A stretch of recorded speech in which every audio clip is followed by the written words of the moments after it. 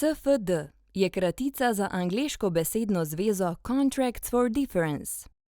Kot pove že ime, pogodba za razliko v ceni vzpostavlja pogodbo med dvema strankama za udeležbo pri gibanju cene danega instrumenta.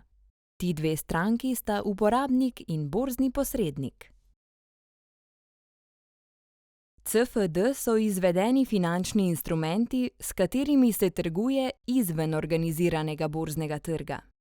V praksi to pomeni, da medtem ko fizične delnice uporabnik kupi denimo neposredno na borzi in s tem pridobi vse pravice delničarja, CFD delnic nima dejansko v lasti.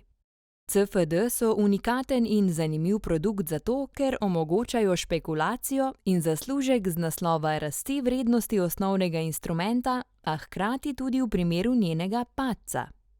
Razen delnic je mogoče špekulirati tudi o gibanju cen drugih finančnih instrumentov, kot so valute, forex, indeksi ali blago.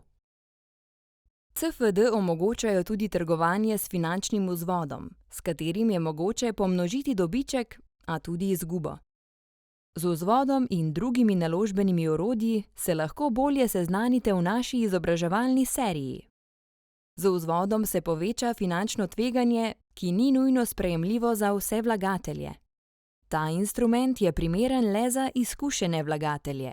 Z njim ne trgujte, če nimate potrebnega znanja. Priporočamo, da vedno najprej poskusite z demo računom in instrumente podrobno preučite.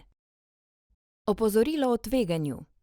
Pogodbe na razliko so kompleksni instrumenti in prinašajo veliko tveganje hitre izgube denarja zaradi finančnega vzvoda.